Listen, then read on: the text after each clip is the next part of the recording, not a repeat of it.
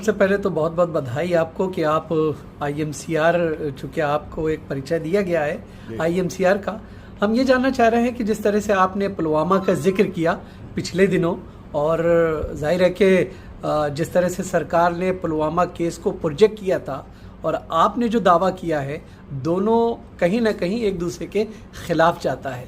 क्या है ये पूरा मामला? पुलवामा में हमारे 40 से ज़्यादा जवान शहीद हो गए थे।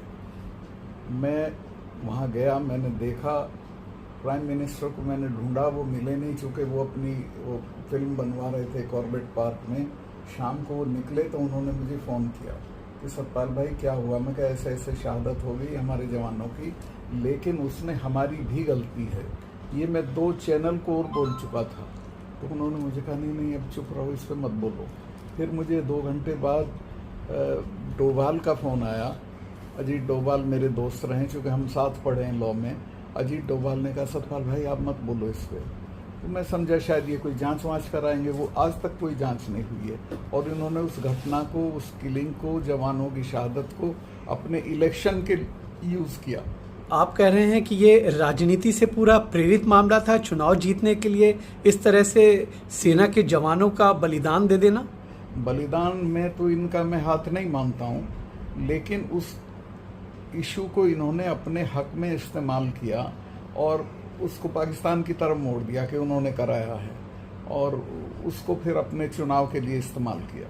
जिस तरह से आपने ये दावा किया है, जाहिर है कि इसके बाद Bharatiya Janata party defensive position में इस वक्त नज़र आ रही है, और उसकी समझ में नहीं आ रहा है कि आपके इस दावे का किस तरह से जवाब दिया जाए। और यही वजह है कि वो तरह तरह की स्कीमें और लोगों को लुभाने की फ़िलहाल एक बार फिर से कोशिशें करती नज़र आ रही। क्या कहेंगे इस पर?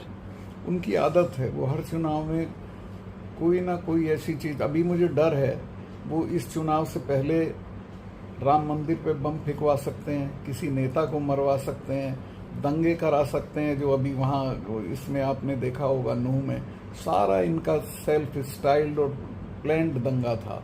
वो तो जाटों ने समझदारी की और वो उसमें नहीं पड़े, और उन्होंने मेवातियों का साथ दिया, वरना इन्होंने तो उसको पूरे नॉर्थ में फैलाने की कोशिश की थी। अब मणिपुर को लेकर के कई तरह के सवाल खड़े हो रहे हैं कि सरकार ने उस तरह से काम नहीं किया जो करना चाहिए। मणिपुर तो इन्होंने कराया है, इन्होंने हथियार बांटे मणिपुर में जिस तरह का हथियार आज मैती लोगों के पास है, AK-47 है, और वो अपनी जो एक गन है नई जो इंडिया में बनी है, वो सारी वो दुकान पे मिलती नहीं है, सब इन्होंने बांटी हैं।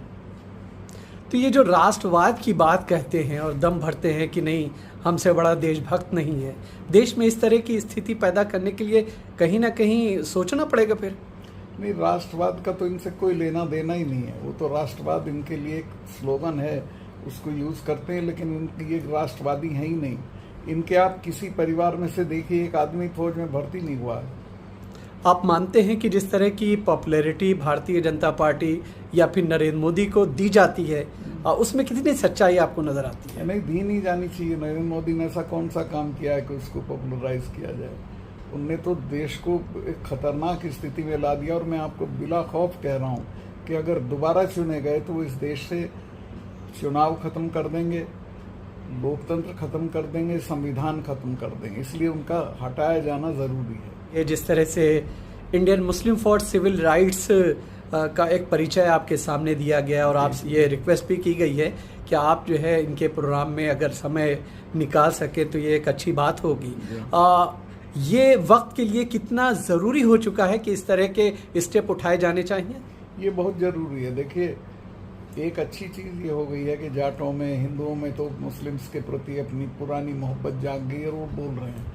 मुस्लिम्स भी समझदारी की बात करें। ये आपका जो फोरम है ये बहुत काम आएगा।